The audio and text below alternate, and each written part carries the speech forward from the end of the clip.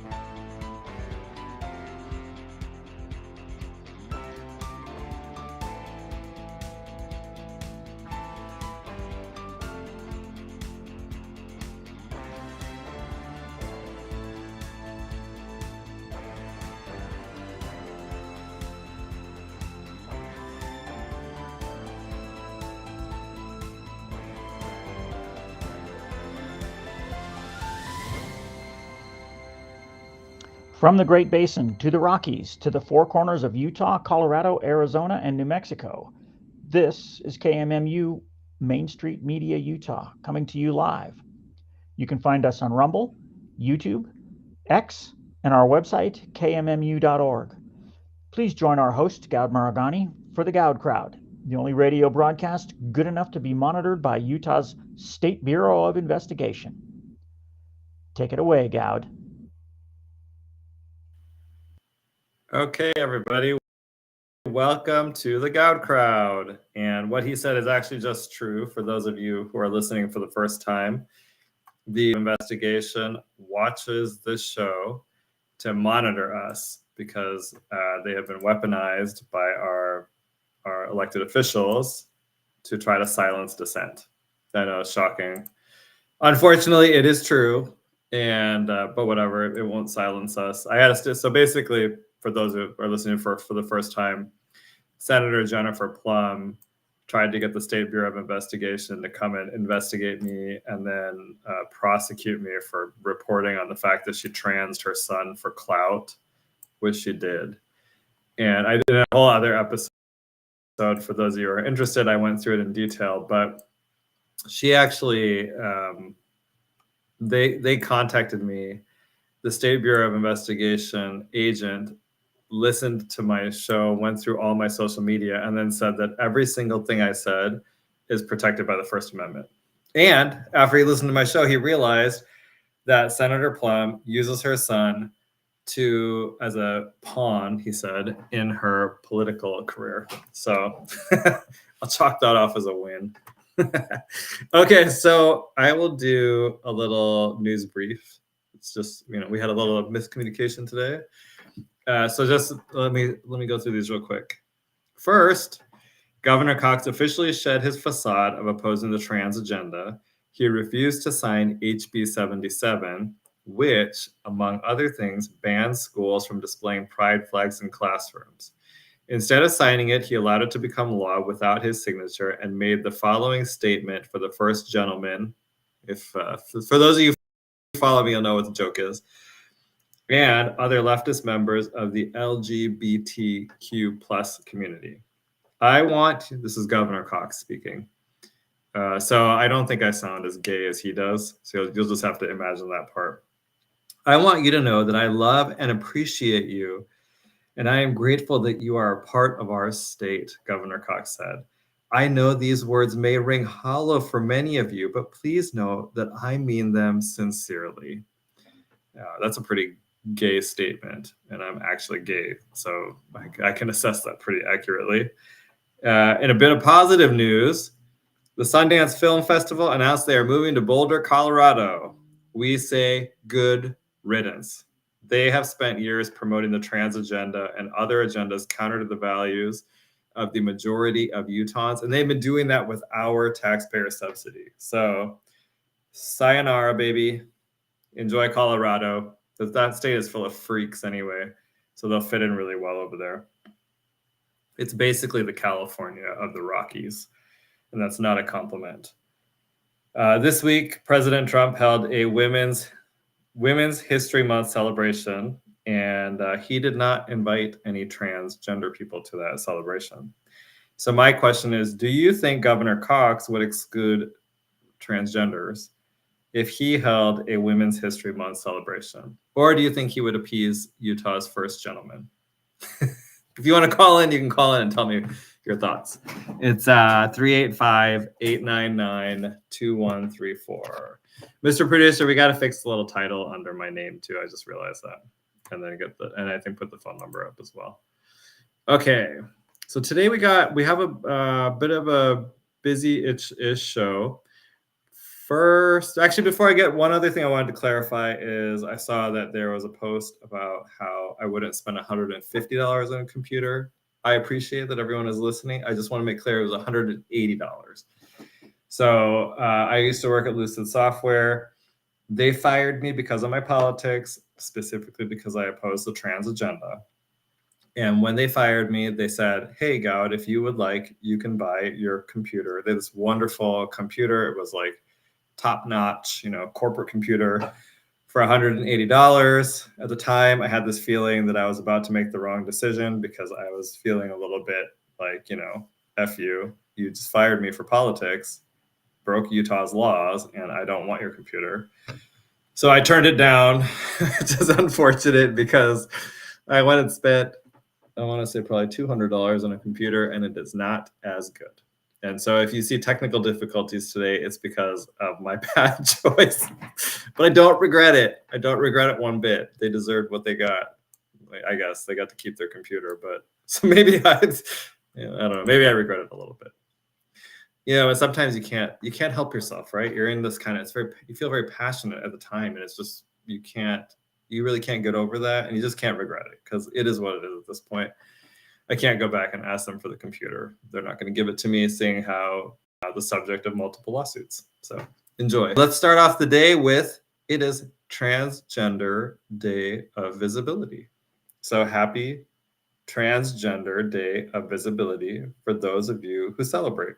I don't know what that means, but and do not confuse us though with the Transgender Day of Remembrance or Pride Month.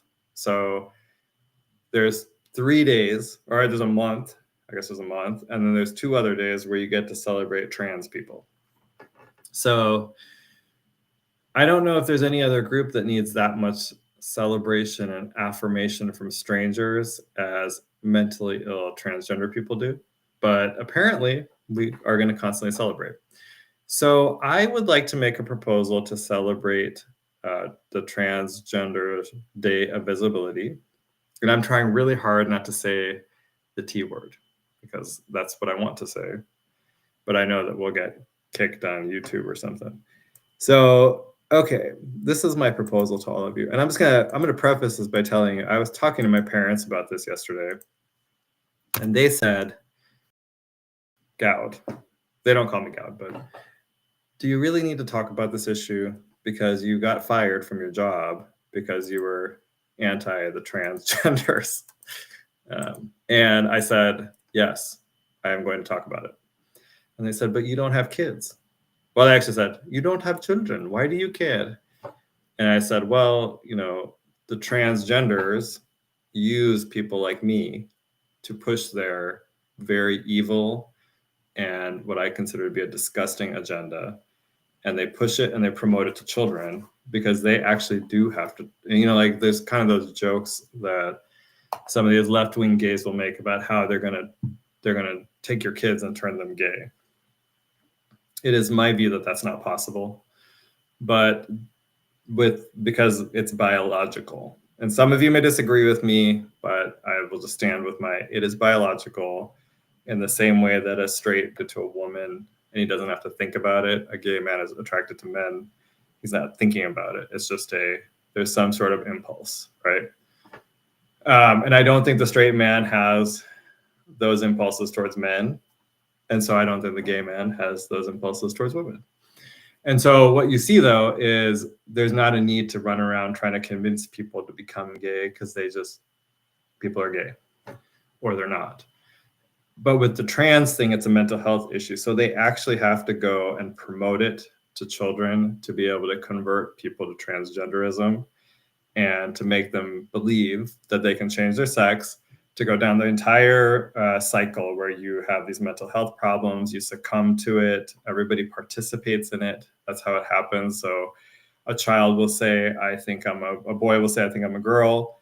The parents will celebrate it. Everybody will tell him how brave he is. And then they'll first socially transition him, then they'll medically transition him. And there is no coming back from any of this.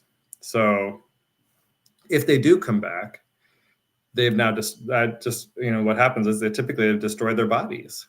And so there are now a lifetime of problems for these people.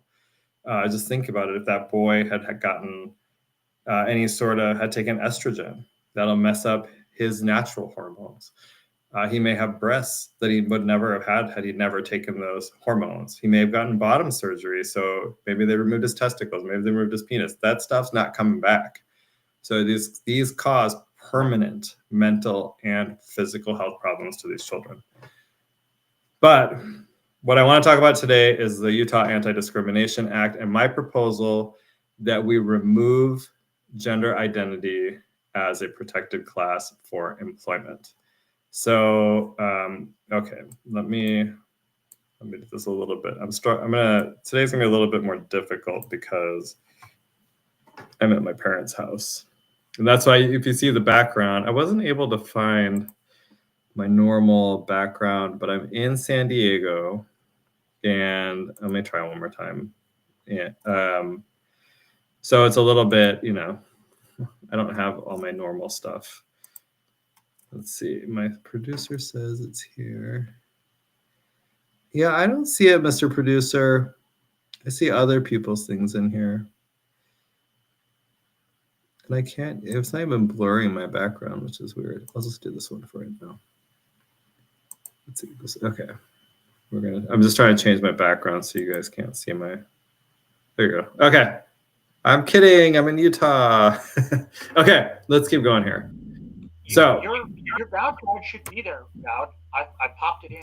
Maybe you can't see it. I'm not seeing it. Well, I popped it in, but sometimes you can, and I've been rearranging a bunch of stuff in the back end. So. Oh, because I see Dan and I see Let's Talk Utah, but I don't see the Goud crowd one in here. So, whatever. We have the number down here, so I have it. You have it. you have the right background. Okay. Okay. Let me keep. Yeah, you can leave Salt Lake City in your background. Yeah, it works. Okay. So here's the thing. In 2015, the Utah legislature amended the Utah Anti-Discrimination Act to include sexual orientation and gender identity. And they made it so that you cannot discriminate against people in employment or housing because they are gay or because of their gender identity. And this was called the Utah Compromise because in exchange for that, they did a couple of things. One is they exempted religious organizations from these requirements, as well as the Boy Scouts of America, which I think that one's kind of weird now because I think they're called the Scouts. And they're no longer just for boys, so it kind of seems like a wasted effort there. But I think the reason they did it with the Boy Scouts is that although there are a lot of boys who later end up or who are gay or later realize they're gay and have go through the Boy Scouts like I did. I'm an Eagle Scout. They don't want Scout leaders to be gay, so they wanted to be able to have them exempted from these non-discrimination rules. Now, the other piece of this is that it also protected you from discrimination or protected you from employment discrimination based on your expressive activities outside of work. So the idea is it was supposed to improve your ability to express yourself about religious and other issues, because now you could do that freely outside of work, and then your employer is not supposed to really bring it up or bring it into work. Now that in reality, that's not actually working like that. My example is exactly that. I expressed myself outside of work that I oppose the trans ideology and that I think it should be eradicated from our society. It is, like I said, it's evil, it's anti-reality. And Equality Utah, which is a left-wing gay group, actually brought it into my employer and got me fired. So it's actually, the law is not working exactly like it should, but that conceptually, that's what it's supposed to do. So one interesting side note as well, though, is that it does not give, and I don't know why they didn't do this, but I think this is an oversight. It did not give religious exemptions to individual business owners. So the LDS Church was actually heavily involved in this compromise, right? Because they were trying to protect their ability to discriminate against people who are gay, I think. But by the way, I'm not saying that in any sort of attacking them kind of way. It does not fit with their with their religious beliefs. So they shouldn't have to. I'm good with that. But I think it would have been better had they also made it so that your cake baker, for example, was protected and could say, gay marriage is against my religion. I'm not going to bake that cake, right? We could have had that in statute. And for some reason we don't. And I don't fully understand that. Now, I wasn't here when this was passed because it was passed in 2015. But whatever. But now maybe we could fix it. So my thing is, let's look. The statute now actually defines gender identity. So let me pull this up and I'll show you. And sexual orientation. I'm going to pull these up because I actually think this is important. Here we go. Let me share my screen with you. Okay. Let's see here. Okay, so let's go down. Here is the definition of gender identity. So gender identity, according to this, so for those of you that are listening and not watching, gender identity has the meaning provided in the Diagnostic and Statistical Manual, so the DSM-5. A person's gender identity can be shown by providing evidence, including but not limited to medical history, care, or treatment of the gender identity, consistent and uniform assertion of the gender identity, or other evidence that gender identity is sincerely held, part of a person's core identity and not being asserted for an improper purpose. Okay, so that's a very complicated definition, right? Let me show you the definition of sexual orientation in contrast. Sexual orientation means an individual's actual or perceived orientation as heterosexual, homosexual, or bisexual. Simple. See how easy that one is compared to the other one? Because this one's really obvious, right? Like and really it has nothing to do with work, if we're all honest about this. Gender identity does, though. It's very different. So those are your definitions. I thought that was important to note. Now, give me 1 second here. So just as kind of, for those maybe who haven't heard me before, but being transgender requires you to live a fundamentally dishonest life, right? You are lying about your basic being and who you are. If you're born a man, there's really nothing you can do to change it, but you're actually you're now trying to live as a woman, which is fake. And then the way it works is they're going to force people around them to participate in living like a woman, right? And so I believe, and the other piece is this, there's really not a way to tell the difference between someone who's transgender and someone who's an autogynephile. Most transgenders who transition, or most people who transition later in life, so middle-aged men, you see a lot of this actually, they're not actually transgender, they're autogynephiles. And what that is, it's a sexual fetish. When a man who is an autogynephile, when he's treated like a woman, so when you call him Miss, use his female chosen name, that turns him on. And so every single time you are participating in his fetish, which is what it is, every time you call him a woman, you do these things, he is totally getting turned on by it, and you are now participating in his fetish, right? And that this is why I think we have to be more careful with this. And right now, because of the inclusion of gender identity in the Utah Anti-Discrimination Act, we are not able to discriminate against transgenders when they apply for jobs. Now, some of you are probably saying, well, doesn't that make sense? Because we should let them be able to make a living. Okay. But there are situations where I don't think you want these people teaching your children. So let me give you an example. Let's see here. By the way, I think I forgot to mention this earlier. We have Christina Bogus coming on, and I think she's going to be on at 5:30. So, Mr. Producer, when she's here, let me know, and I'll just break from this conversation to what she's going to talk about. So let me give you a little preview. It's a way.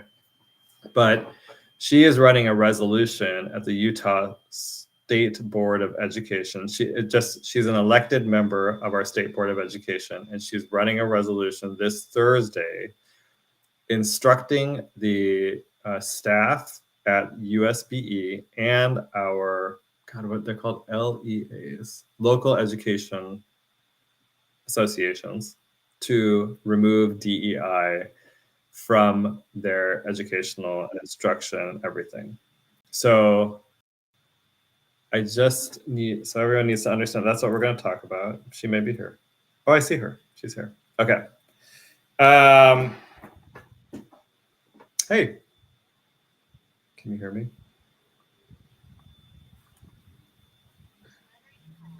Okay, I see her. Can you hear me, Goud? Oh, I can hear you. Oh, well, there you go. But you're frozen. I am frozen. You want me to try to come back out and come back in?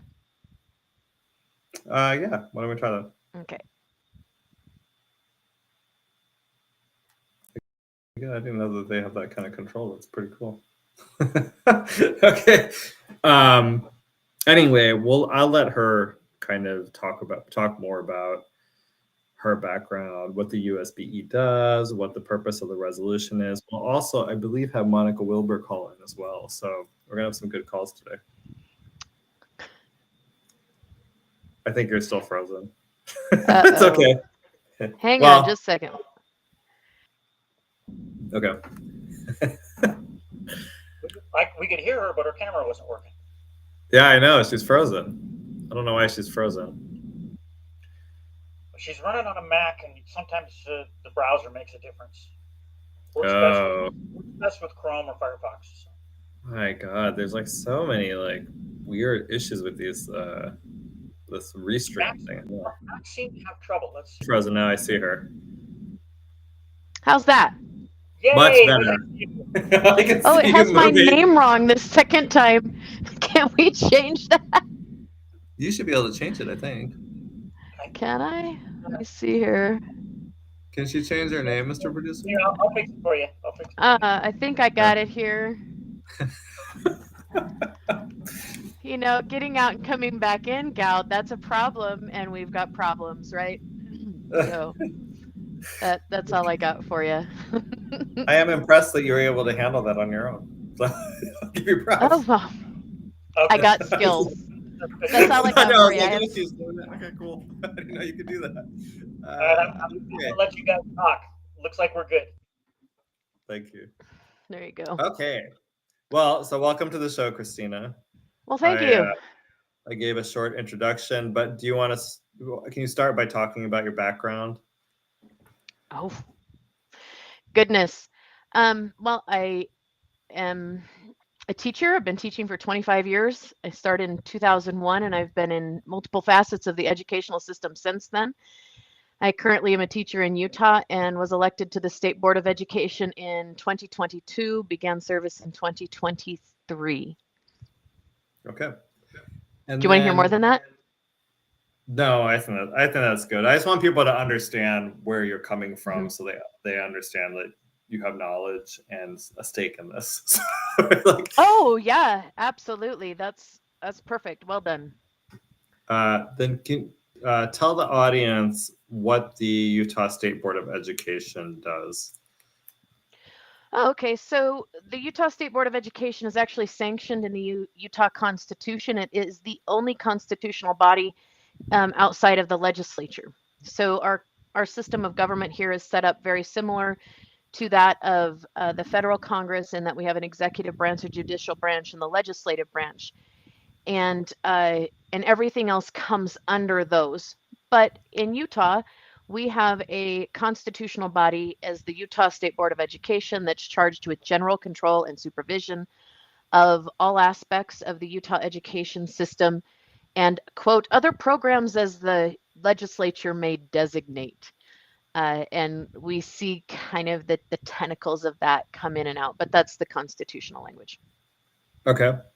And then I guess next, what is DEI? Can you give us a description of that? Yeah, absolutely. So I think when we talk DEI, it is a beast, because there are those who claim that it's good and those that claim that it's bad. And to be frank, they're both right. Okay. There are some things like diversity, embracing different ideas that may be contrary to your own. There's nothing wrong with that. Sometimes you're wrong, sometimes I'm wrong, and sometimes someone gets us to see a different point of view.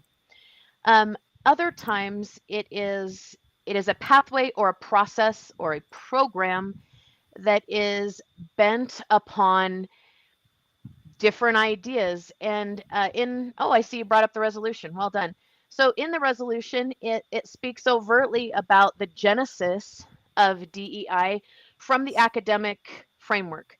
So this is pulled from scholarly articles in the academic framework, and that it's a process or idea that is attempting to achieve a Soviet communist goal of actual equality or equity, and again from the academic articles, an administered system in which shares are adjusted to make participants equal.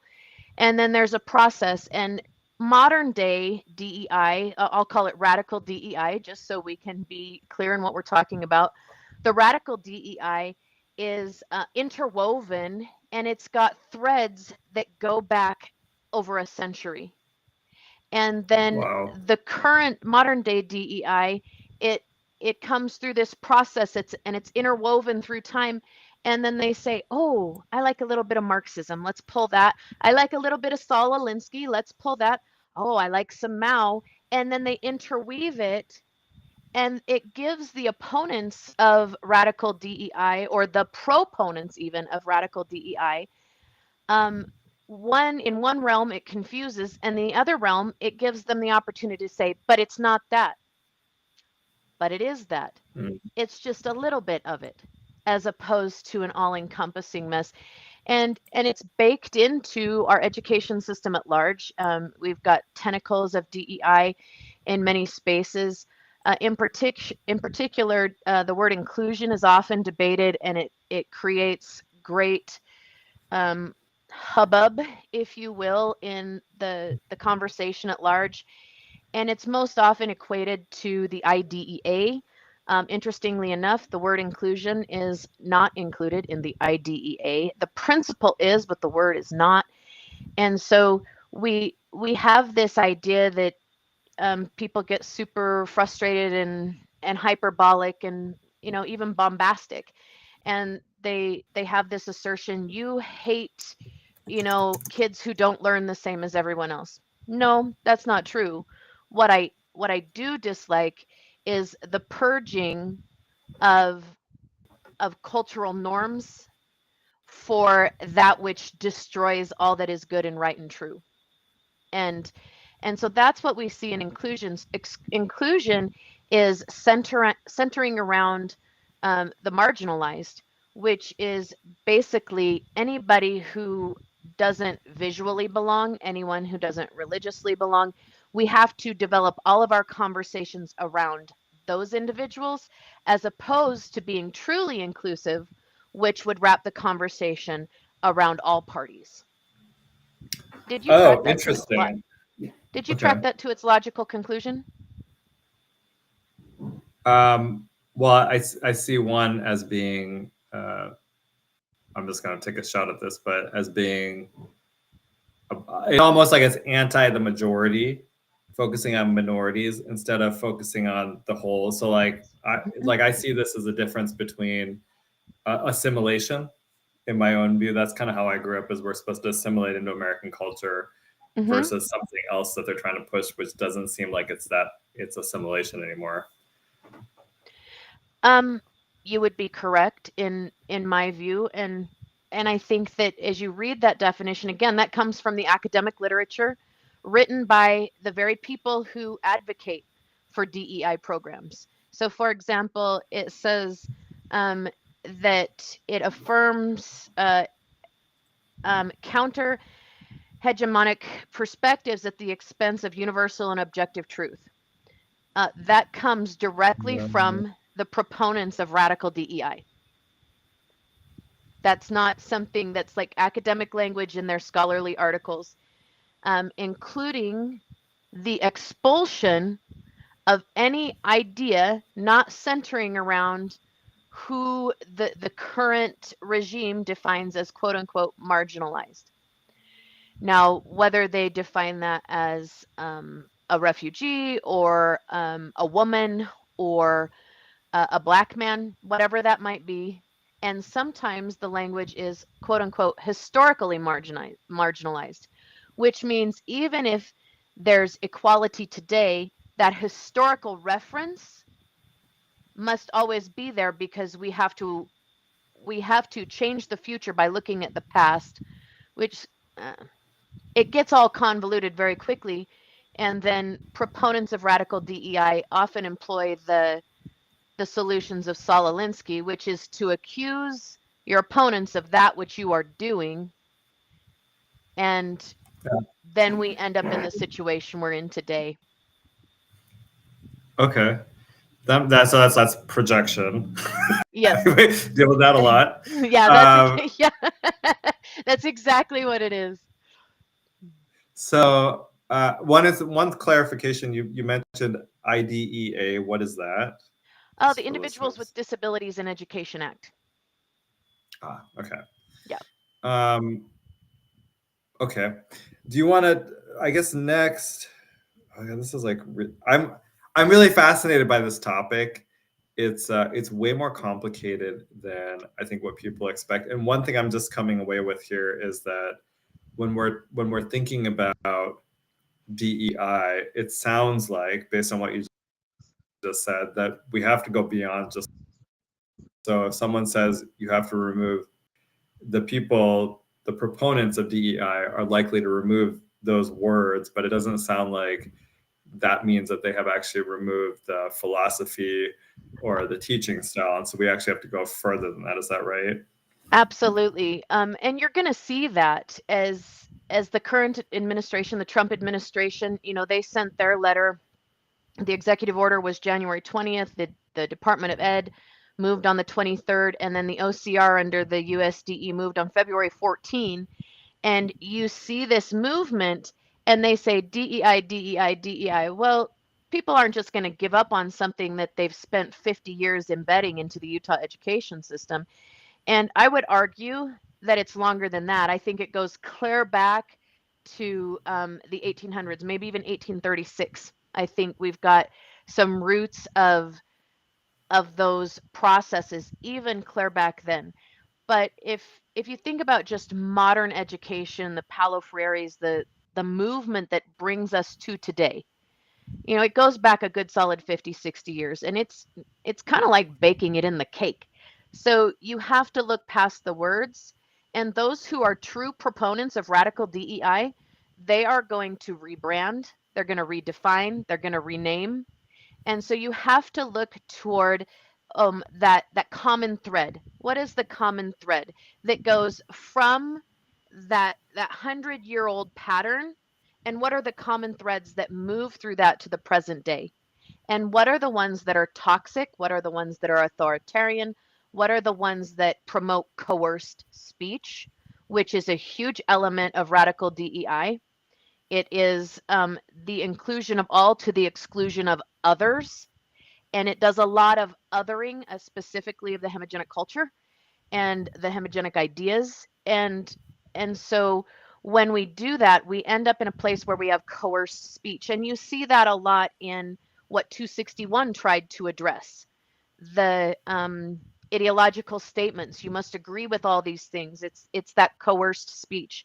And you see that a lot in schools and in teacher training, and even in our essay writing in our middle schools and high schools. We see a lot of reports of there's only one right answer, write an essay on the one right answer. Mm-hmm.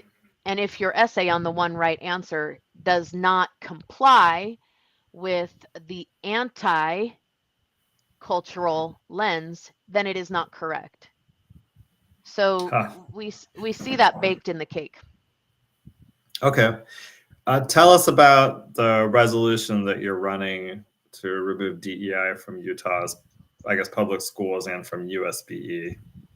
Well, I think the resolution is manifold. I think that there is this common, I'm going to call it a misconception of the public in Utah at large. They believe that we have power as the USBE, and that we do. Because we have constitutional authority. So we don't need an act of the legislature to move on issues.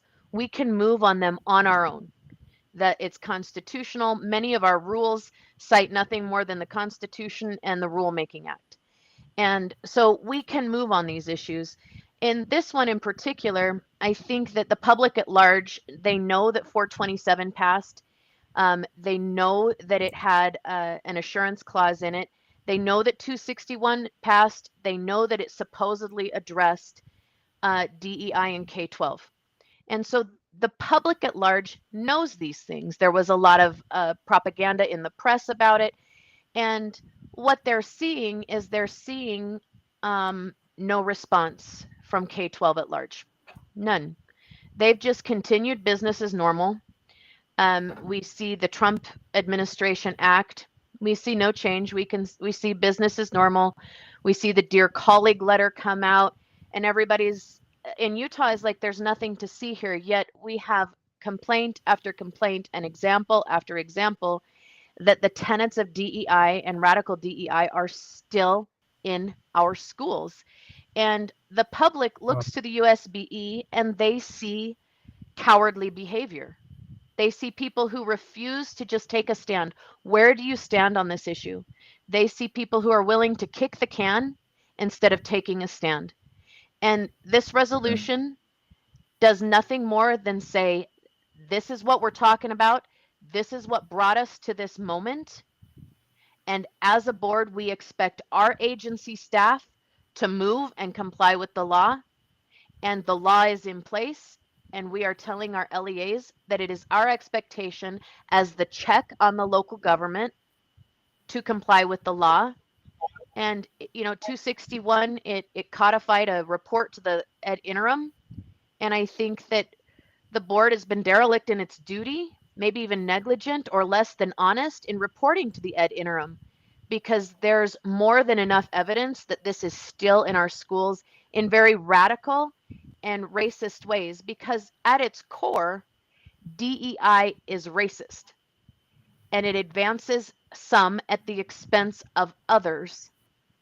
And again, that whole idea of exclusion or expulsion of that which is the hegemonic culture as opposed to the counter-hegemonic movement. Okay. For parents that are listening, do you have some examples of DEI complaints that you've received so that they know what to look for in their own schools with their own children? Oh, absolutely. Can I bend over and get a book? Yeah, of course. All right, hang tight. So we'll let Christina educate us. Well, so just as an example, this is a book. It's called Grading for Equity. Okay. And this is a book that a book study has been done on in many of your greater Salt Lake Valley districts. It is a book that has been a book study in multiple postgraduate programs. And in there is language that instructs and tells individuals that in order to assess and address the learning gap, one must first consider skin color and intersections of oppression. Oh, And wow. yeah, so that is just one practice that would be radical DEI. When in one's assessment of math skill, instead of assessing skill, we first consider intersections of oppression. That is radical DEI on its face. And in the language of the text, again paraphrasing, but it basically articulates that to close the quote unquote learning gap, we have to employ these considerations. But it only changes the data. It doesn't change the skill acquisition. And so we could perhaps change a data set by considering those things and bumping kids up without merit, but we don't change the skill acquisition, which ultimately sets kids up to fail when they receive something they haven't earned. And then they enter adulthood and they stop receiving that which they haven't earned. Would you like another Yeah. example? Yes, please. Yeah. Because like I said, I think parents need, because if parents have heard that DEI has been removed from their children's school, they may not be looking for it, or they may trust, hey, they got removed. I don't have to worry about this. I want them to be able to look and say, okay, that's DEI. I need you to stop doing that. Yeah, yeah.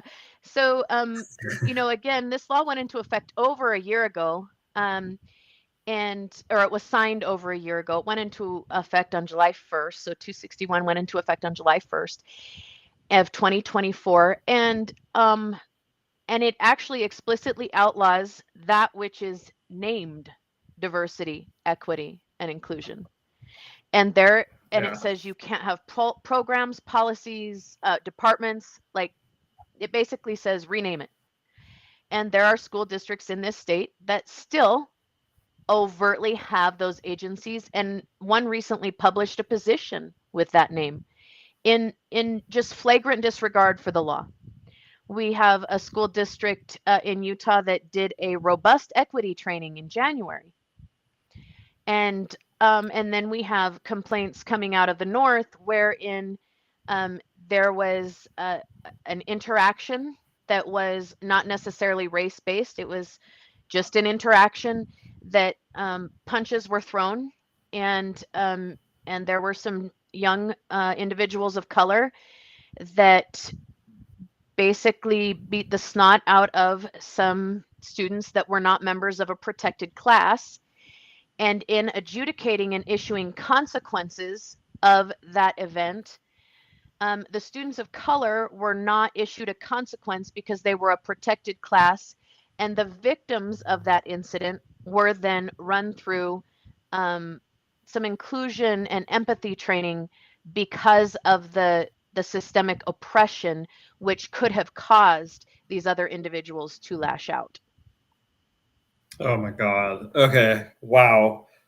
That's radical DEI in practice. Yeah, that's crazy. I struggle with this so much because I think you may disagree with this, but I think part of the problem is the idea that like white boys, I would think most likely would not be considered a protected class, because if race is a protected class, then, and if you're being discriminated against because you're white, that is the equivalent of if I'm discriminated against because I'm brown. I don't see a difference between the two, but it seems like the school districts are actually treating that differently. Well, many of them are, and it's through these radical DEI practices. There's nothing wrong with saying, hey, Goud, you're my friend, come sit with me, let's hang out. And let's do it because we have similar interests and similar ideas, and we have a lot in common. There's absolutely nothing wrong with that. There's nothing wrong with saying, hey, we're all interested in making sure that the park is kept up, and let's all go do it together. There is nothing wrong with that. But when we include some at the expense of others, that is radical DEI, and that's in that definition of inclusion that comes from that scholarly coursework. That that says we are excluding, we are literally purging. And you see that in school districts who notice their staff to not say Merry Christmas because it's not inclusive language. It doesn't matter if someone's wearing reindeer ears and Santa on their pants. Saying Merry Christmas is offensive and it's not inclusive. And that goes back to that language where it says the intent to purge elements of the hegemonic culture is literally the purpose of inclusion. And you can't have genuine inclusion without the purge, which is inherently exclusion. Wow. Okay, so I guess, will your resolution be in terms of trying to eradicate the DEI from our school systems? So I will tell you that we recently had a series of audits, because I would love to give you a yes or no answer, but it's just not that simple, Goud.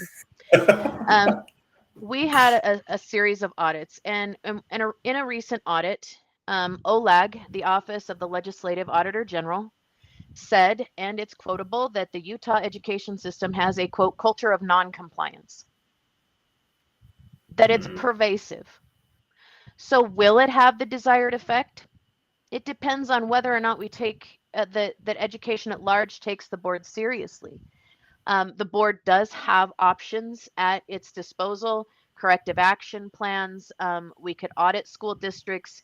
We could affect the licensure of employees or people employed by the system who have flagrant disregard for the law. There are some people who are proponents of radical DEI, and they call it malicious compliance.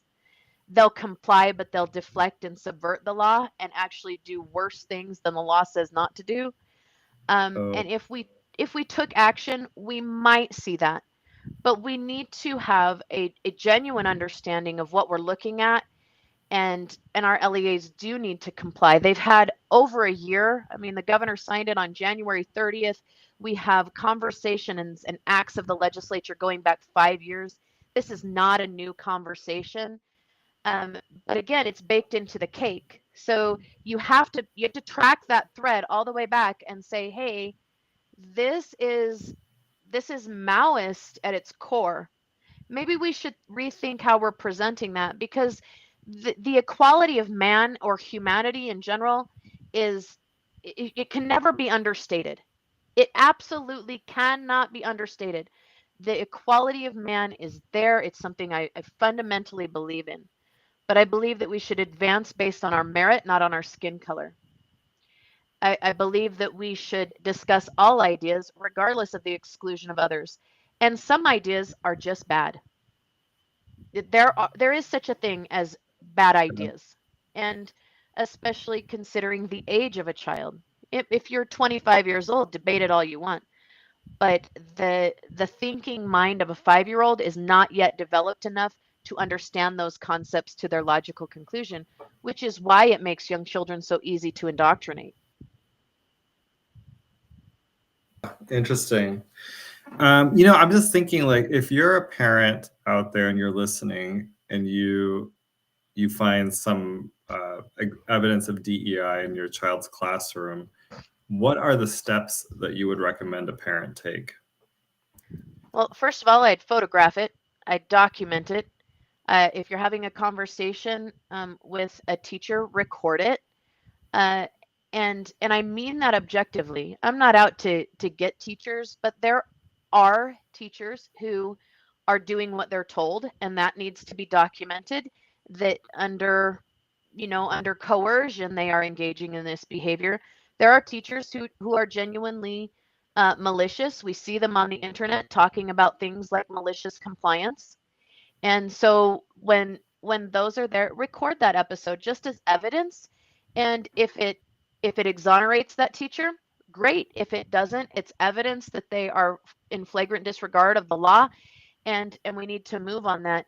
And then I always encourage people to start at the lowest level possible, but most often they've already done that. When they get to me, they're so frustrated because they've tried on this issue or this issue or this issue, and they say, Member Bogus, it's not worth it to go again. They're just going to ignore me. And so at that point, I would say, even if you're going to the lowest level possible, always include audit in your conversation, audit at schools.utah.gov. It gives the state a data point and it helps in our policy making decisions when we can say, over 75% of our complaints are about, and I'm saying allegedly, I'm not quoting data, that perhaps hypothetically, I guess is a better word, hypothetically, 75% of our complaints are about DEI infractions within our schools.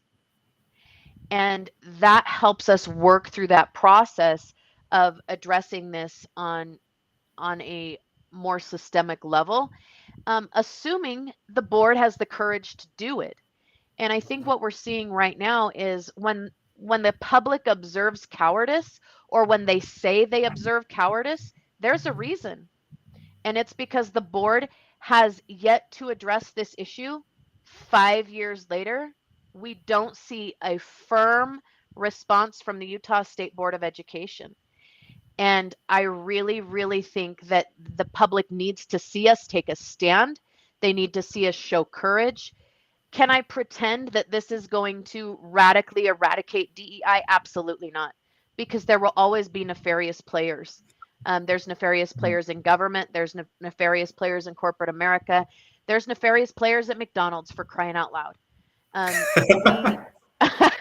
We know that those people exist and they permeate facets of our society, but we're not talking about some of the things that people say. We're talking about radical DEI, and the refusal to issue consequences because for some reason your race makes you immune to consequences. We're talking about DEI practices that result in consequence-free schools, which do exist in this state. I know of at least 4 off the top of my head. So when we have this kind of radical DEI practices in place, we need to really look at that. I think that taking a bold stand, defining things, taking that stand, and saying to the system at large, hey, this law has been in place. This conversation, these policy-making decisions have spent well over 6 years, at least the past 5 years, in the policy-making realm. The people's representatives have acted, and we expect you to respond. Our Utah State Legislative Code says that the institution at large must respond to parental concerns, and the institutions at large are not responding to parental concerns, which is why you see this mass exodus of students out of the Utah education system. Okay, it's I got a couple comments here, so I'll just read them to you. Okay. From the JT show. Damn right, Christina knows her stuff. That's a good comment. Thanks, JT. And then he said, how do you how do you complain about DEI when all the schools and government entities how do you complain about DEI when all the schools and government entities just change the names to something else to comply? Same people, different name. This is kind of what we were talking about earlier. Oh, absolutely. I would love to answer that question. So, yeah. JT, I think you go back to the definitions. You reject the idea that this is a named thing, and you go back to defining it. This is a practice wherein many are excluded or purged so that we can include XXX. And sometimes the inclusion includes debauchery. It includes some really vile things that are in no way, shape, or form appropriate for young minds in the K-12 system. Okay. Let's see here. I think we have another comment. This is kind of off topic though, so I'm going to choose not to read it. Okay, I'm going to trust you on that one. Yeah, I can. Maybe I'll talk to you about this one offline, because maybe you can come back and talk about it in another show.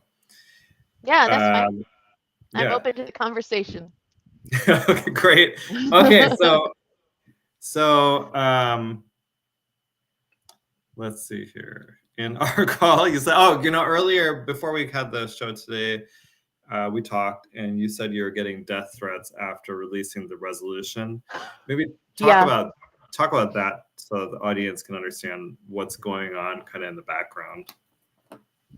Oh, yeah. So, if you take this back even 2 years, when the repeal of the Marxist infrastructure, so when the first iteration of R277328 was an overt installation of a Marxist and a DEI infrastructure into Utah schools, and getting that on the agenda was quite the feat, and just having the discussion and bringing it to the space where we could have the discussion. And so I think that there are spaces where people say, hey, blah blah blah, but they dislike your point of view so much, they're going to come to your home and take you out. They're going to harass you on the internet and post nasty grams, like things that they're not interested in having a genuine debate. They just want to harass you, and it's just absurd. And death threats are never a response to they're never a response to people you disagree with. I don't know if I've answered your question, Goud, but yeah, I got 2 death threats today alone. In other situations, I've received death threats before, and I just think it's interesting that that's where you go. You don't go to, I would like to defend my position. These are the words I would like to use to defend my position. What is your response to that? Then the response to the disagreement is, you're super wrong, so I want to take you out. Like, it's just crazy on its face. And it's completely inappropriate in a country like America, where we battle it out in vigorous debate. We don't just shut people down. Yeah, and in fact, people that support and oppose the resolution can show up on Thursday, right, and make public comment. Absolutely. They can make public comment by emailing the board. They can make public comment by engaging through the website. They can, and I would hope that they would support the resolution, just because it says that the board is finally taking a stand on this issue. We've passed a lot of placation policies. We've passed a lot of, I would call them fake things, where we say one thing, but it actually does another. And that's not fair and sporting. For board members to claim to the public that something does something that it doesn't actually do is completely inappropriate from government officials. I'm not going to pretend that this is a silver bullet and that it's a fix-all, but I do think that if we address the problems within our own agency, of which there are many, and this would be the first step in saying, hey, the law's in place, and we expect that. We have a report due to the ed interim, and we need to move on that. Okay. Well, I guess we're at time here. Where can people follow you, and where should they show up on Thursday if they want to participate? Well, Goud, if they want to show up on Thursday, the Utah State Board of Education is at 250 East, 500 South. Public comment is at 9:30. They probably should sign up in advance. It's public comment at schools.utah.gov, which would be the same place you would send a public comment should you want to do that, or you could email the board directly. If they want to follow me online, I have 3 social media channels. I have Twitter, Facebook, and a rarely used Instagram account. And so I think that's where they could follow me. However, I am very much so, I'll be honest, I am not a person who is convicted that the world's problems are solved on the internet. And so I typically don't battle it out on the internet. I typically say, let's sit down and have a conversation. Let's debate this. And so people who try to harass me over Twitter and stuff, I don't get baited into that kind of monotonous obnoxiousness. I just say what I think and disseminate that information to the public so that we can move forward in our public policy decisions. Okay. Thanks a lot for coming on. I look forward to having you on again soon. Well, I appreciate you, and I appreciate all you do. Thanks so much, Goud. Thanks. All right, take care. Yep. Okay, I believe that we also have some phone calls coming in, so let's see what happens here. Okay, Mr. Producer, who do we got? I have Monica. Monica, are you there? I am. How are you doing, Dwayne? I'm good. Say hello to Goud. Okay, hey Monica, how are you? Welcome to the show. Good, thank you. It's good to be back again. How are you doing today? I'm good. Now I was watching Friends the other day, and so now when I say Monica, I'm thinking about like Monica Geller. So, well, you know, that's kind of funny because I do have a brother named Ross. I usually don't bring that up because, boy, it just opens up all the comments. Okay, I think you want to comment about the DEI, right? Let's hear what you got to say. Yeah. First of all, I do want to say, you know, I think there might be a simpler way of defining DEI for the layperson here. And really what it is, it's just identity politics, right? Rooted in cultural Marxism. And cultural Marxism kind of divides us into the victims and victimizers, oppressors and the oppressed, based on, you know, external factors like your skin color or your race or your gender or your sexuality or your socioeconomic status, that kind of thing. Of course, you know, there's different levels of being victimized, and the more victimized you can be, the more, you know, more of these categories you can fit yourself in, that's better. You rise in the hierarchy of victimhood, and so that's the kind of thing that gives you more leverage in this social justice system. And it's not the same as our traditional justice system, right, that you're familiar with. But the social justice system is kind of, it's almost like vigilante justice, right, being carried out by people who are creating new rules as they go along. And they're basing it, of course, on Marxist thought. And so that's what we're dealing right now with in the schools.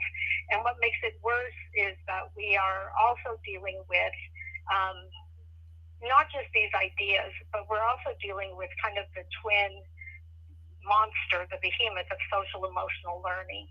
And social emotional learning is basically how they train kids to think that DEI is okay, to feel that it's okay. It's okay to look at people through these lenses of oppression and victimhood.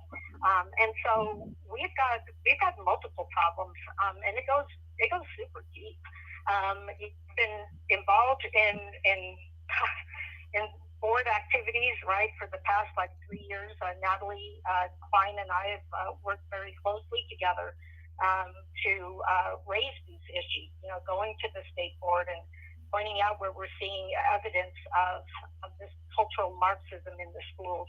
And it's not just in the programs, and it's not just in the curriculum, but it's in the policies, it's in the personnel, it's in the pedagogies, it's in the practices, it's in the professional development, it's in the training. It is beyond basic. It is, I think Sid Dixon, who was the State Board of Education superintendent, he had written in an email to her staff, and I think it was back in when was this, 2021, that I am sure we all support the advancement of equity as it is in all of our DNA. So it's a mindset that has totally saturated education, the education system here in Utah. Will a resolution get rid of it? No. I think the sentiment is good.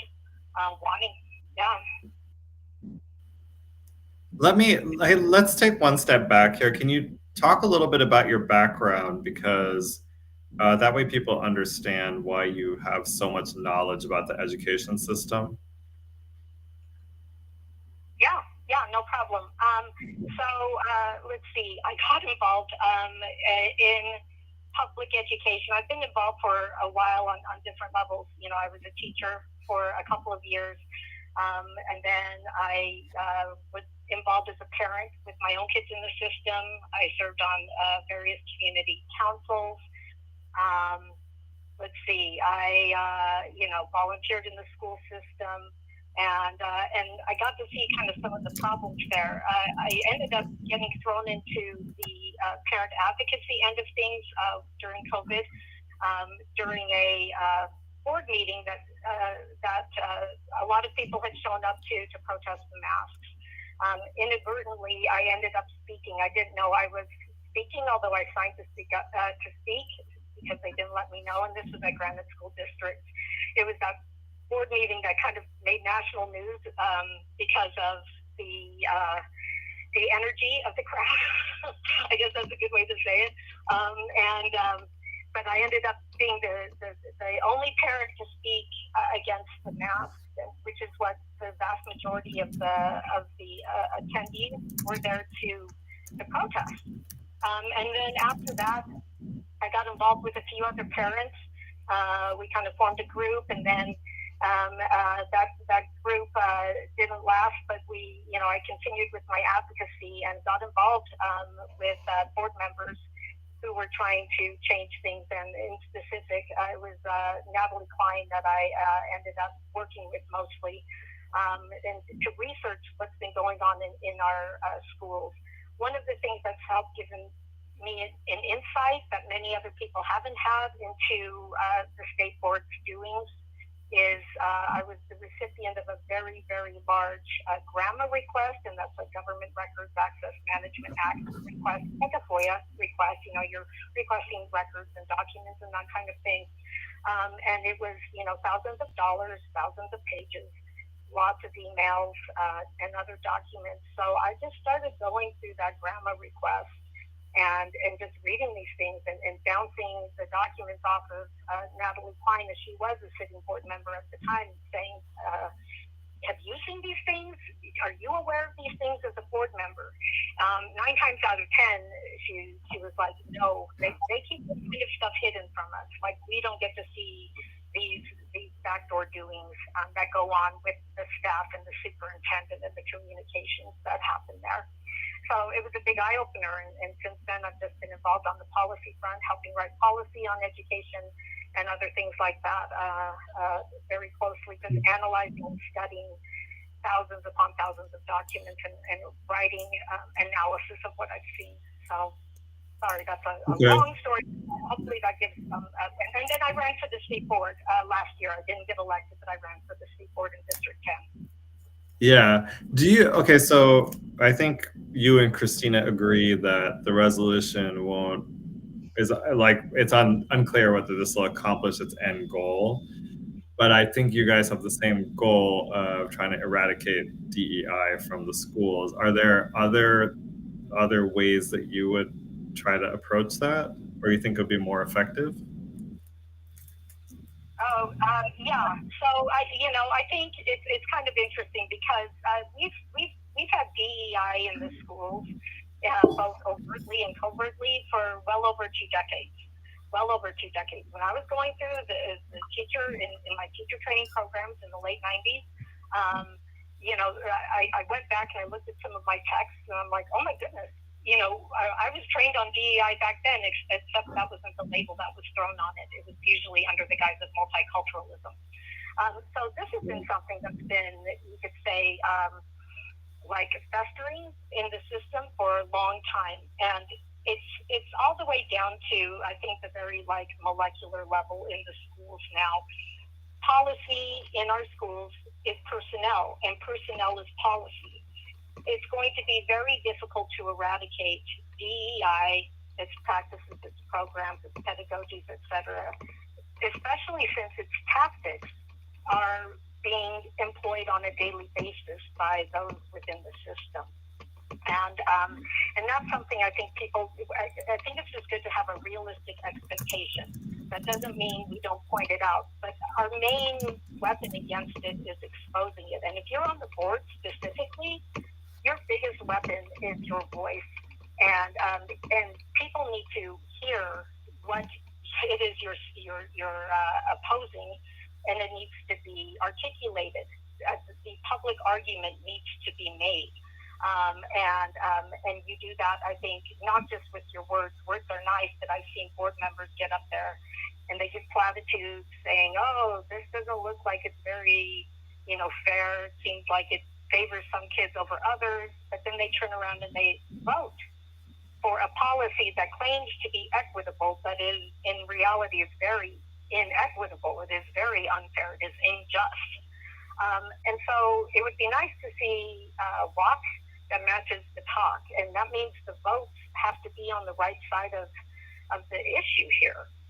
And that means recognizing the board members need to be able to recognize DEI in all its incarnations, in all its permutations. And if they can't do that, then, they'll vote for Portrait of a Graduate, which is the state's culturally Marxist-oriented vision, it's collectivist vision for what all students should value in the schools. For the schools to set up their own belief system, essentially, and say, this is how we judge our students' honesty. This is how we judge their integrity. This is how we judge their cultural competence. That's the state setting up a belief system for the kids that is aligned to DEI. That's Marxist in and of itself. And that's something that if we need to have the state board basically start at that very level over which things they have control. So if Portrait of a Graduate is culturally Marxist, if it is the North Star for DEI in our state, then we need them to repeal Portrait of a Graduate. That's where we begin. And then we need them to delve into personalized competency learning. Competency-based learning. We need them to start rooting out the multi-tiered systems of support practices, which is how the state gains compliance with DEI mindsets. And so they have a lot of work to do just as the board. It's a little bit unrealistic to say, oh, local education agencies, go in and you have 60 days to remove DEI when it's embedded in our state laws. Okay. Are you going to provide comment on this resolution on Thursday? I might provide it.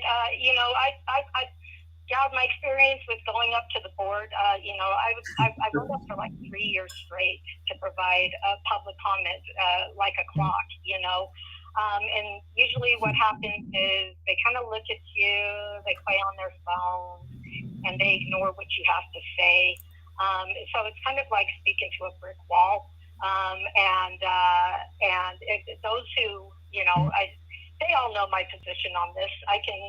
What I am doing is I'm writing Natalie and I have a statement that we'll be making on this resolution because as well-intended as it is, it won't be a silver bullet, but I really think the board needs to kind of start cleaning house on its own. And not only that, but they need to be advocating with the legislature, like specifically, you need to repeal competency-based learning. Competency-based learning is state-mandated character education that is aligned to DEI. So, and we have like over 100 instances, I think, mentions of competency-based learning in the schools, and they'll tell you, no, it's something else. But we don't have this. We are dealing with kind of like this kind of verbal Jenga game, We think words mean one thing. Normal people do. It sounds like a normal thing in their ears. The system has a totally different interpretation of these same words. And as long as we're talking at cross purposes, we're never going to get anything done. It's the Tower of Babel. We're using the same words, but we're not speaking the same language. And we have to be able to understand DEI 2.0, basically, how it's evolved. Because now they're just hiding it behind a whole bunch of euphemisms, Oh, it's not diversity, equity, and inclusion anymore. It's like access, it's belonging, it is sustainability, it is community engagement. And so they're just covering this baked in, this baked in stuff with a whole bunch of frosting.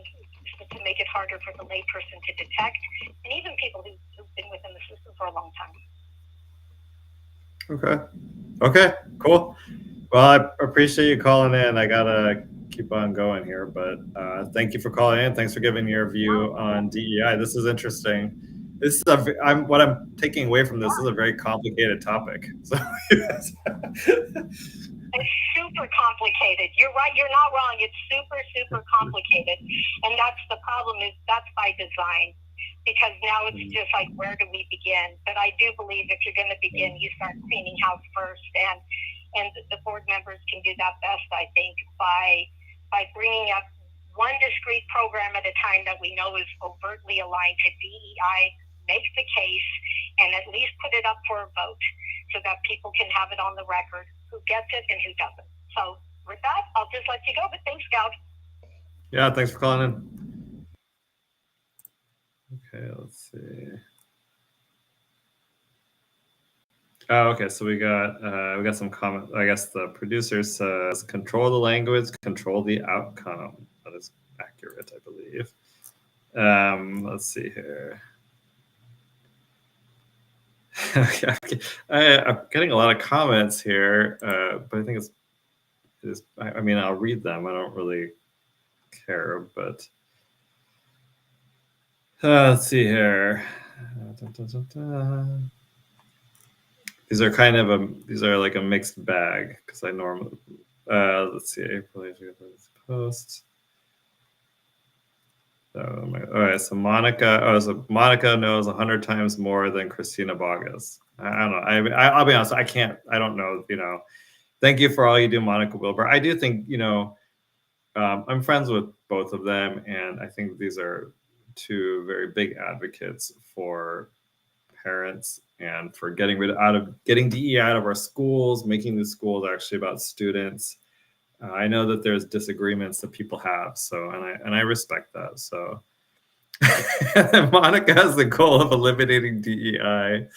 This is from April Wild Dispain, just so we're clear. Christina has the goal of uplifting herself politically and not the same Goud.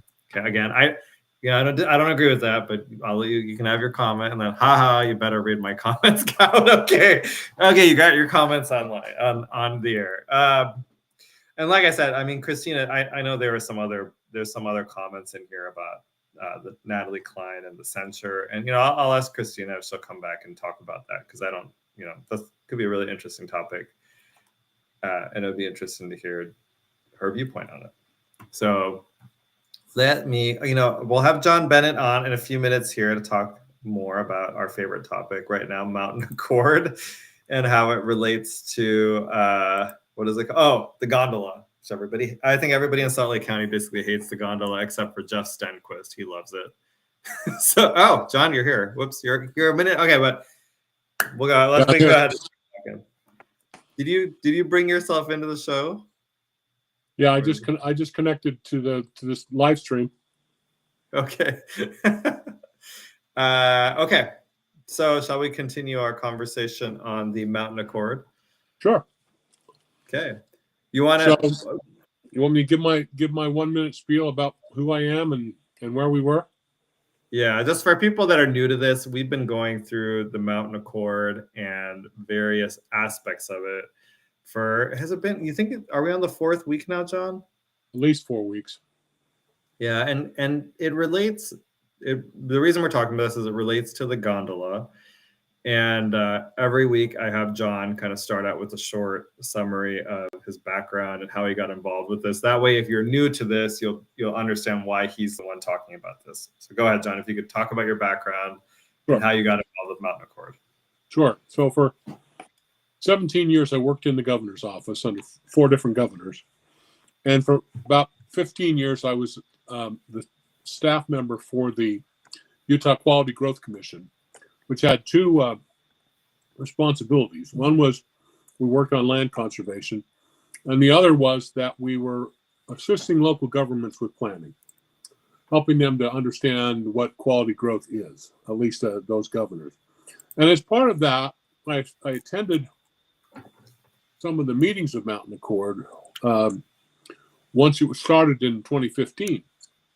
because I wanted to understand, so we could talk about it with the commission. I wanted to understand what they were up to. And as I started to attend that meeting and others of people that I knew, we were surprised to learn that Mountain Accord was not following the Open and Public Meetings Act. And when I confronted them about that, because I missed a meeting and I wanted to get a copy of the recording, and they said, well, we don't record it. We don't have to. Or, you know, the local district attorney, Sim Gill, told us we didn't have to. That got me and some others to begin to look at more closely at what Mountain Accord was about. 2015 comes along, the accord is signed by a whole bunch of people, and we begin, this group of people, myself and others, begin asking questions about Mountain Accord. And we discover that because of our questions, Sim Gill finally issues an official statement saying that he didn't think that they were subject to the Open and Public Meetings Act. And we then talked to the state auditor. John Dougal issued a finding exactly the opposite, which resulted in a lawsuit where the judge said, in fact, that they were. And the fact of that, what that means is that they didn't follow the Open and Public Meetings Act. They have no approved minutes. They have no recordings as is required under the Act. But what they proposed is still being pushed by the Central Wasatch Commission. And the gondola, as I perceive it, is part of that gondola process. And so I've been working for 10 years, since 2015, to try to prevent some of these things from being enacted.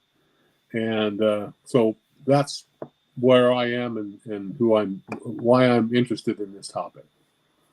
Okay. Talk about how the Mountain Accord is related to the gondola.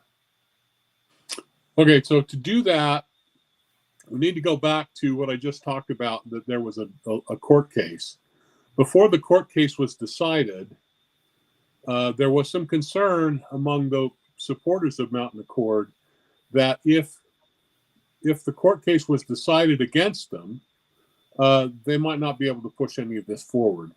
There was also questions being asked, because this group that I was part of were asking a lot of questions, and those were beginning to percolate out to the local governments who were funding Mountain Accord. And so Mountain Accord went to Zion's Bank and offered them, or asked them to submit a transparency report indicating that they were spending the money in a transparent way. That was the main thing. But then also they mentioned that Mountain Accord was not subject to the Open and Public Meetings Act, and that Sim Gill had said so. But they didn't mention the John Dougal process, and they didn't mention, or the John Dougal statement, and they also didn't mention that the lawsuit was in place. So you ask, why would they do that? Why would they try to? What were their concern about their reputation would make them want to do that? And why would they participate in that? Well, a couple of things there. First, Mountain Accord in 2015, there were a whole bunch of signatures from a whole bunch of people, including the governor, the president of the Senate, the Speaker of the House, a lot of county officials from both parties. This was basically the who's who in politics in Salt Lake County and in the state that had signed on to this. And so one possible explanation for it is that there was concern that their reputations might be affected if it turns out that after spending $10 million in state funds and another couple of million in local funds, that they had violated the Open and Public Meetings Act, and consequently everything that they did was the fruit of a poison tree and probably should not be promoted and probably shouldn't be accepted and should be, they should have to start the process over. So that's one way. Another way to look at it is that there were these local governments that were funding and they were concerned about getting their money. So I don't know exactly, but there's a couple of ideas as to why that's happening. one of the issues was that Zions Bank was also the bond counsel. Now, if you know anything about the issuing of municipal bonds, there's no one who speaks for the bond purchaser.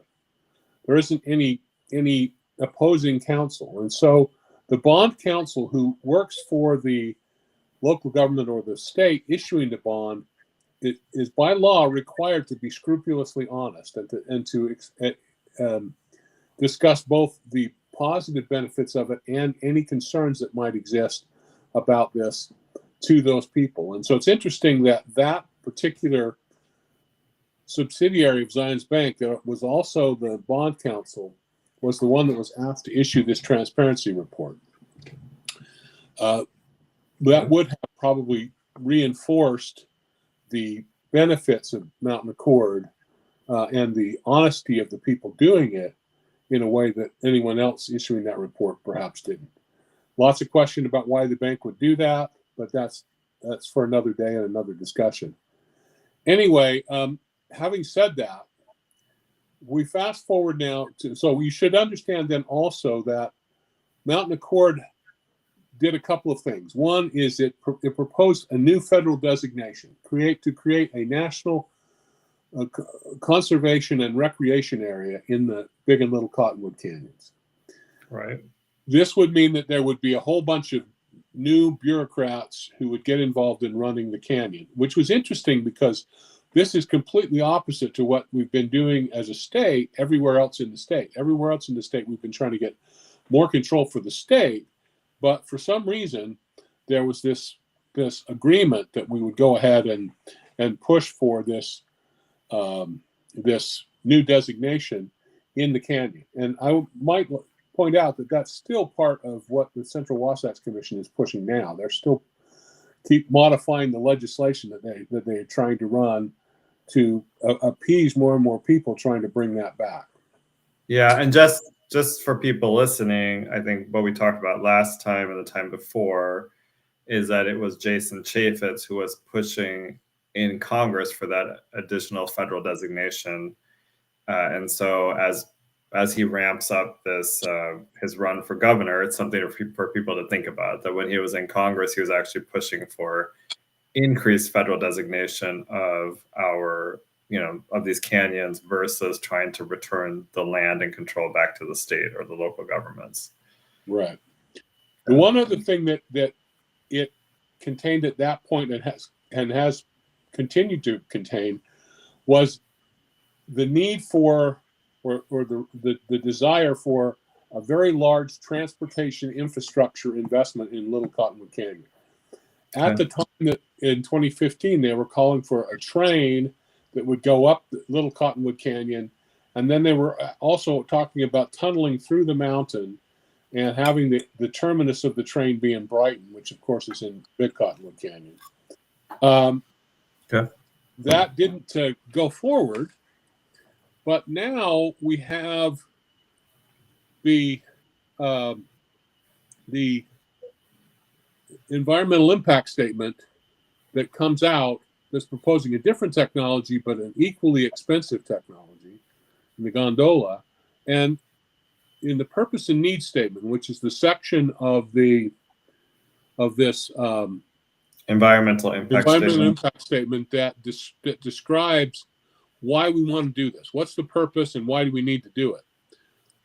They quote repeatedly in that purpose and need statement from studies and information that was created during the Mountain Accord process. So this information that was gathered in a way that's probably illegal, that's probably the fruit of a poison tree, is now being used in the purpose and need statement to justify the building of the gondola.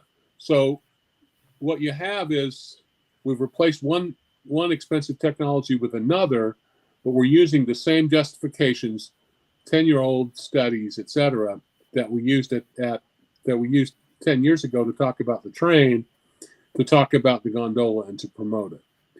And so that's why it's important, I think, for us to understand this concern about Mountain Accord, which should have been, according to the judge, was subject to the Open and Public Meetings Act. The fact that they spent 12 to 13 million dollars in public money, most of that taken from the state's coffers, so that you had everybody in Utah paid $10 million for this study.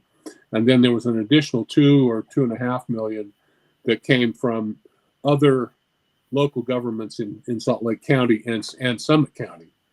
You get to see that it's important then, because we're spending public money, it's important to understand that if we're justifying the gondola using the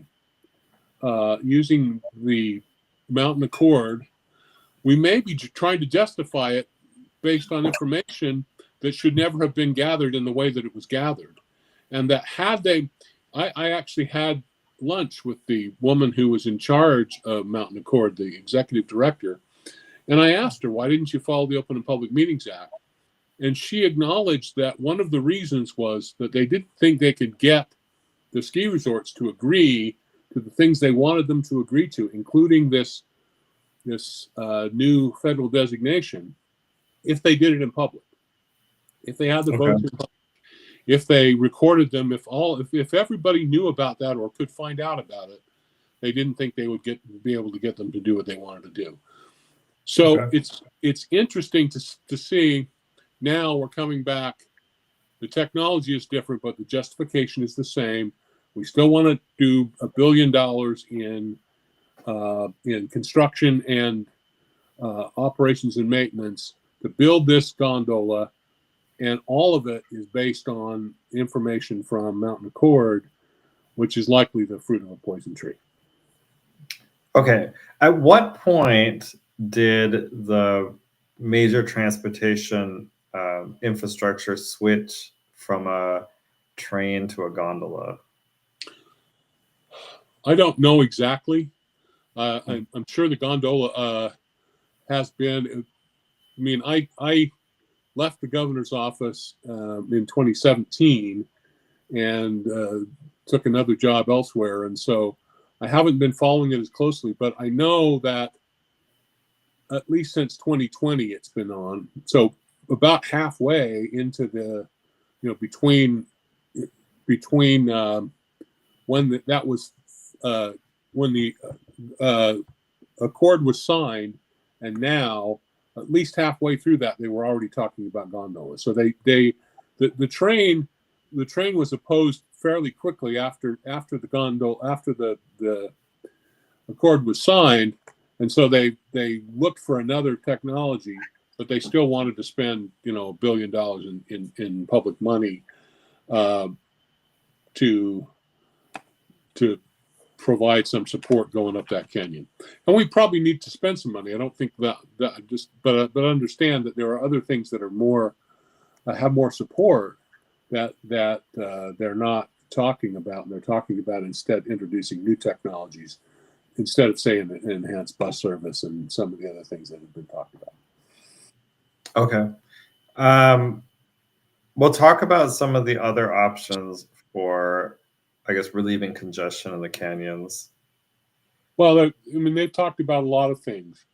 The ski resorts are already doing some things. I mean, like it or not, they've started parking reservation systems so that they limit the number of cars in the canyon, because if there's no place to park, people don't go up there. They maybe go somewhere else instead.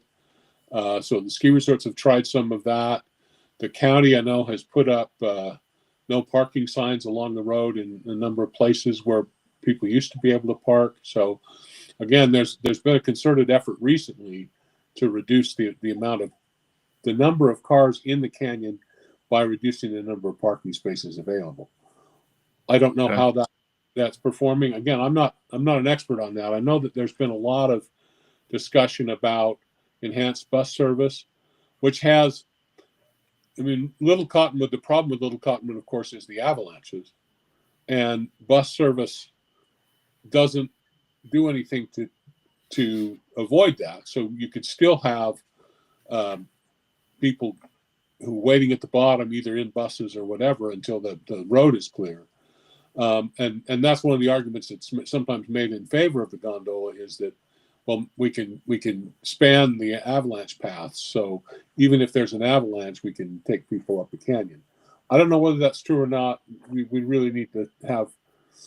You'd really need to have a transportation engineer who could talk more carefully about that on that. But the one that you heard the most about and seems to have the most support is the recognition of enhanced bus service because of its opportunity to assist the canyons in the wintertime as well as in the summertime as well as in the wintertime. The gondola, as planned, would stop only at Snowbird and Alta. And so it would do nothing for people who want to go hiking or climbing, rock climbing, or whatever else they're going to do in Little Cottonwood. They would still have to drive to wherever they were going and park. But the bus might allow you to take, it could stop at some trailheads along the way, which would allow you to take the bus instead of driving your car in the summertime. And so those are the kind of, and it could stop in the winter at trailheads and allow backcountry skiers to access the bus, so they might not have to drive up as well. So there's a variety of people, a lot of people who have talked about enhanced bus service for those reasons. And again, I'm not advocating for any one of them. I'm just saying that's the one that seems to have the most support right now, as far as I can tell, is a significant enhancement in the bus service. That would also require some road improvements, and that's why that is often objected to, is because there's concern by some in the environmental community that those road improvements would cause some damage to the watersheds, less damage than putting in the poles, etc. Okay. There are efforts afoot to try to stop the gondola. So in your opinion, how is the Mountain Accord relevant to the efforts of those who are challenging the gondola and trying to stop it? Well, the reason I think it's relevant is because if a court were to acknowledge that Mountain Accord was in violation of the Open and Public Meetings Act, which we already have that decision from Judge Laura Scott, then all of the other things that came out of that, including studies and the accord itself, would be in violation. And since the accord, the people who ran the accord did not go back and try to fix that, one way to look at it is that that's probably illegal, which means that all the justifications for all the places in the environmental impact statement where they mention Mountain Accord and where they quote from it would be inappropriate. And so one way to prevent the gondola from happening or to slow it down or stop it is to challenge the environmental impact statement. And one way to challenge the environmental impact statement would be to say you're focusing on Mountain Accord, and Mountain Accord was illegal. And so you need to go back and redo the mountain. At least you need to go back, open it up again, have more discussions, and redo the purpose and need statement, which would also then impact the choices that you make in terms of what are the options for addressing the concern in the canyon. And that might lead to a different outcome, a different choice, if you redo that purpose and need statement and you eliminate all the mentions of Mountain Accord. So I don't know what would happen, but that's how it's relevant, is that it calls into question the underpinnings of the environmental impact statement in a way that might be of value to those who are trying to challenge the gondola. Okay. So I think that's what we had for today, and I will be in touch so we can talk about our next installment of the Mountain Accord. Thank you. I feel like we need some music. We'll see you later. All right, cool. Thanks, John. Okay. Well, I still have more to talk about the Trans Day of Visibility and what my proposal. I will say this, on the issue of, hold on. Oh, we'll touch on. Well, okay, so yeah, that's a good point. The producers, how about the cost? We'll talk about cost of the train versus the gondola versus the other options. John will come back for that. That'll be a good one to talk about next week. So you can kind of see how there's a huge, the cost differences are massive. I want to say that the train is multiple times the cost of the gondola, and obviously things like bus systems or parking reservations systems are basically free in comparison and easy to implement. So a gondola, to do that, obviously you have to build these base stations, you got to build the poles, the whatever, that wire that's going to take the gondolas around. There's a lot to that with a bus, you just buy up some buses and you start running them. Then they already do a little bit of that. So okay, I will talk to John. We will continue that conversation. I did want to mention one thing, on this, since we had a pretty long discussion about DEI, I actually, once a year, I get to be a moot court judge for a homeschool cooperative down in Lehigh. It's pretty cool. It's an honor to be able to do it. And I am a judge for one of 3 judges for these high school students. And this year, they actually debated affirmative action and whether colleges can consider the race as a factor in admissions. God, what was that case called? Hold on, court case.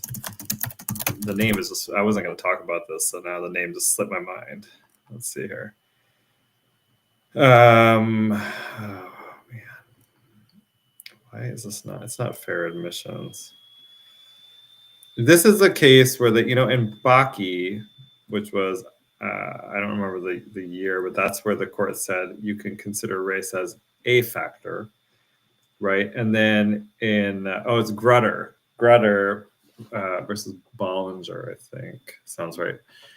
That's the case that came out of Michigan after Bakke, where the facts kind of show that if you can consider race as a factor, it turns out it becomes the factor, especially when you're talking about colleges and universities where you're going to have a lot of left-wing ideologues who think race is kind of this a very, that race should be above everything else. And they're trying to, I would say, accomplish these DEI goals.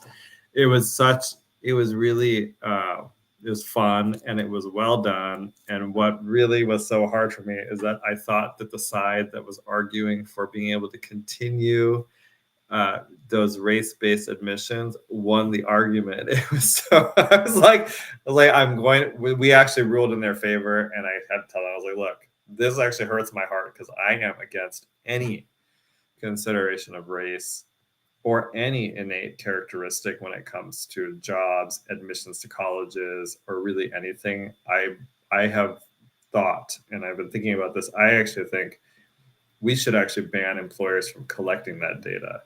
Because what happens with it is it allows them to weaponize it. It allows that, even though they say they don't consider it, they can go look at it, see what their employee pool looks like, try to get like an end result where they have so many minorities, so many white people, things like that. And I just think we need to remove all of this. I don't want you considering race. I don't want you considering sex.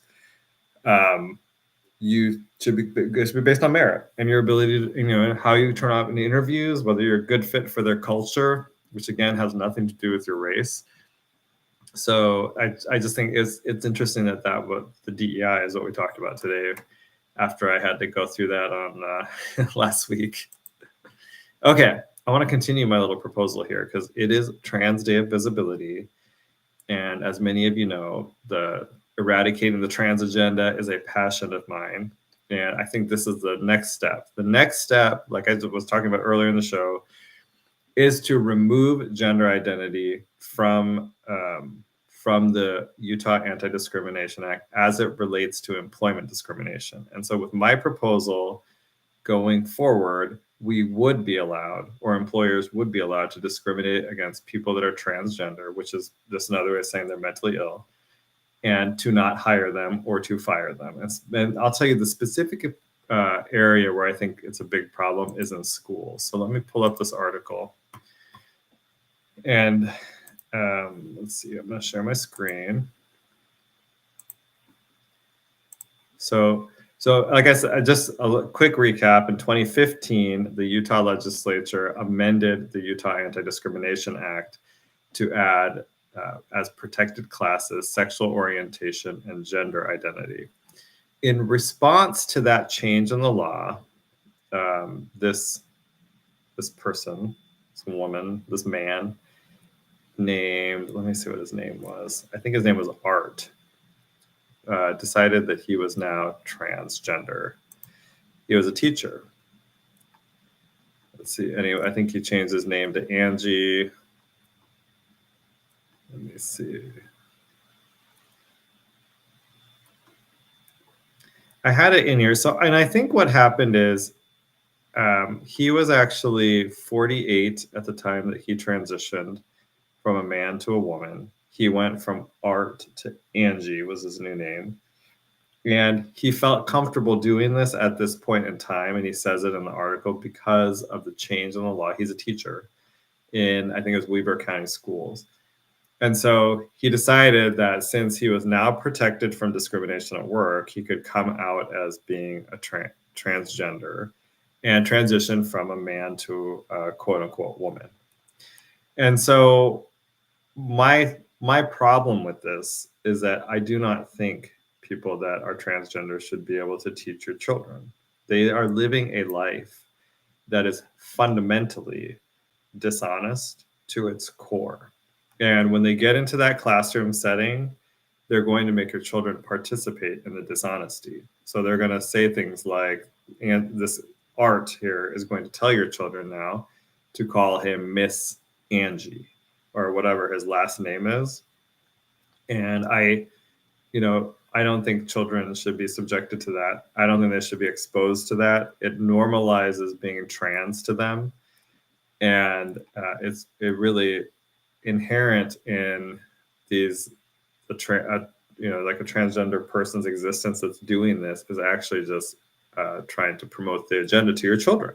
And so I think the way forward on this is to actually remove this from the Utah Anti-Discrimination Act, so remove gender identity and allow employers to discriminate against people who are transgender.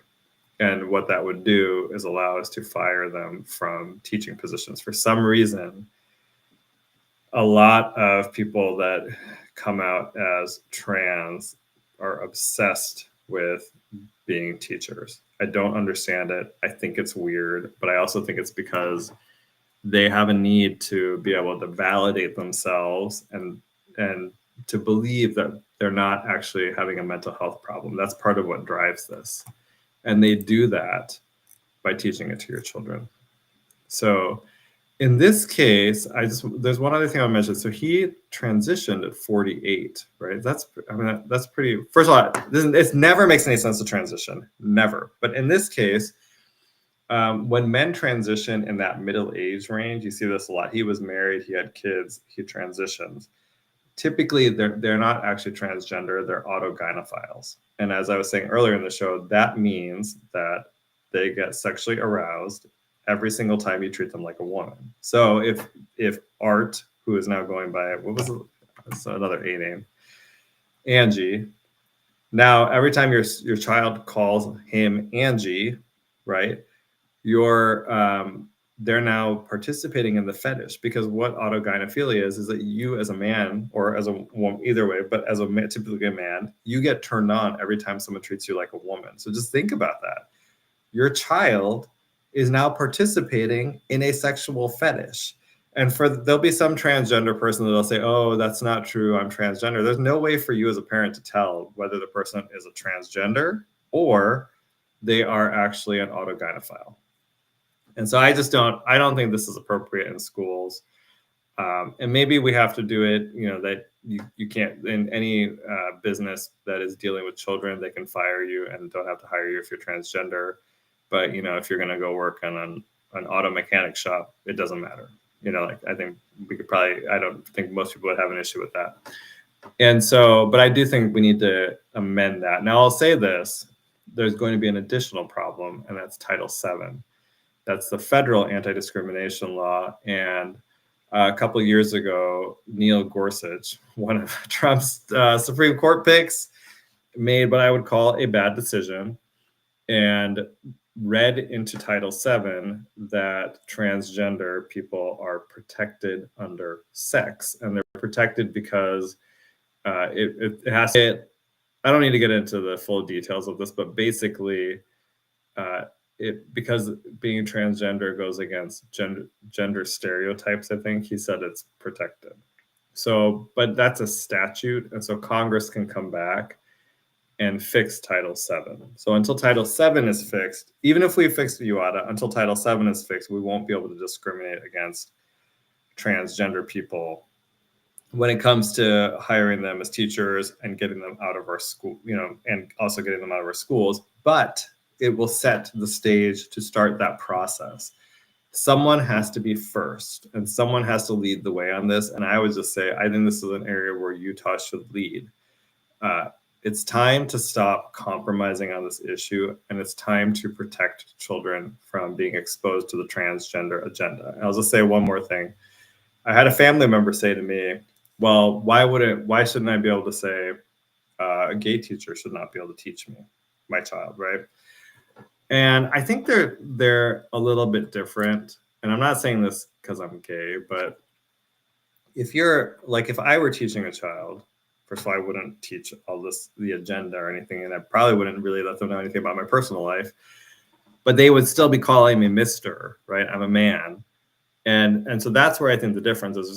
There's nothing fundamentally dishonest about being gay and about being able to teach, because you're still a man or a woman. You're not changing that piece of you. You may be sexually attracted to someone of the same sex versus everybody else, but that's what's different. Oh, here we got a couple of comments. Let's see. So April says, 100% agree. I think this is on the point about getting gender identity out of UADA for the teachers. And then she's like, can you frame it as a matter of religious discrimination to force children or anyone to have to play along with the transgender ideology? I mean, that's definitely a way to say it, for sure. But I think the issue is that we're still, because of UADA and the inclusion of gender identity, we actually just cannot discriminate against them. It's not even a religious issue. It's just, if you're a state employer or any employer in Utah, I think, there might be I can't remember. There might be a limit, like you have to have this many employees and UADA apply. So maybe let's say 5 or more employers or 15 or more employees. Then you cannot discriminate against people based on their gender identity. So we have to remove that, or at least amend it, so that we can start doing that type of discrimination. The exception would be, I think, if you have a religious school, they can discriminate against someone based on gender identity and sexual orientation, actually both, for their hiring purposes. But that's a little bit different, because you're talking about a religious institution that is trying to promote their religious ideology. It makes sense to me. So that's my proposal. And so we're at 7 o'clock, I think. I'm in California, so I think it's 6 o'clock where I am. So anyway, so thank you for listening. I hope you guys enjoyed the show. Happy Transgender Day of Visibility to all those who celebrate. I hope you enjoy my proposal. And I will see you next week on the Goud Crowd. And we'll try to get, like I said, just a couple of things to wrap it up. We'll have John Bennett back to talk more about the gondola, the mountain accord, and cost. I think that's an interesting topic. And I will also invite Christina to come back so that we can talk about some of the issues that were brought up in the comments. So thank you very much, and I will